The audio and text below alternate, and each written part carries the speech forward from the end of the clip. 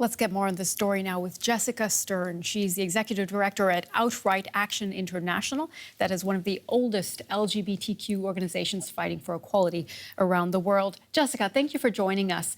We just saw a report that suggests some progress here in the German military, but you've spoken about a growing backlash against trans people, even in countries that appear to have progressive policies for the trans community. So can you tell us more about these developments? Thank you for having me. Well, the truth is there are more than 13 countries around the world that still have bans on so-called cross-dressing, which basically makes it impossible for transgender people to do everything as simple as go to work, go to school, without being deprived of who they are. And in the past year, while the whole world has been gripped by the pandemic, there's actually been a concerted series of attacks on transgender people in many countries around the world. So, for example, in Hungary in 2020, the government tried to pass a ban on legal gender recognition to stop trans people from filing applications to be seen before the law. Thankfully, in March of this year, the Constitutional Court ruled the ban unconstitutional. But you can only imagine the kind of pressure that transgender people in Hungary were living with. Right now in the United States, there's been more than 8 states that have introduced bills seeking to restrict trans-related treatment for transgender youth. There's been a constant attack on youth athletes who happen to be transgender. And in the UK, there's been a political and rhetorical series of attacks on transgender people. So yes, a backlash is very much real for trans people. Well, you mentioned the U.S. What about the new Biden administration putting LGBTQ rights high on the foreign policy agenda? What does that mean in countries where trans people are facing discrimination? I think that we need countries to show leadership in affirming transgender rights. And the messaging and the follow through from the Biden administration has been very positive. But we also know that the issue of transgender rights in the US is being hotly debated.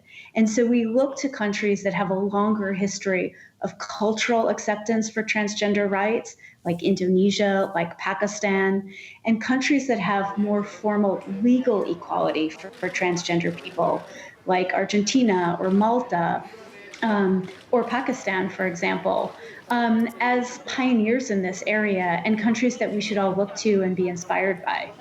Jessica, I want to ask you about a piece of information that surprised me when I read it. Namely, last year, Germany joined just 3 other countries worldwide to ban the practice of conversion therapy. More countries are coming on board, but how much progress do you see there? I'm so glad you mentioned that example.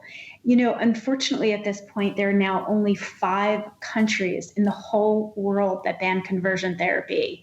And conversion therapy is neither conversion nor therapy, but torture. And so we really need to see progress from every country in the world on this issue. So long as there are practices that are sanctioned by the state and by the medical community that say it's okay to force people to undergo electroshock therapy, forced prayer, starvation, institutionalization because of who they are, because of their gender identity or expression, no one can be free to be themselves. So we need to see legal progress, but we also need to see leadership from religious leaders saying we condemn these practices.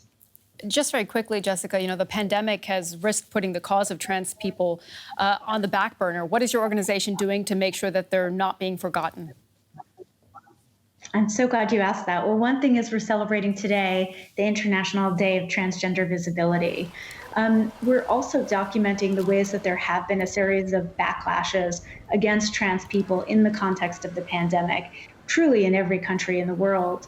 And we're also running an emergency fund to support LGBTIQ organizations that really serve as essential workers and frontline workers, ensuring that transgender people don't slip through the cracks of the crisis. And why is that so important?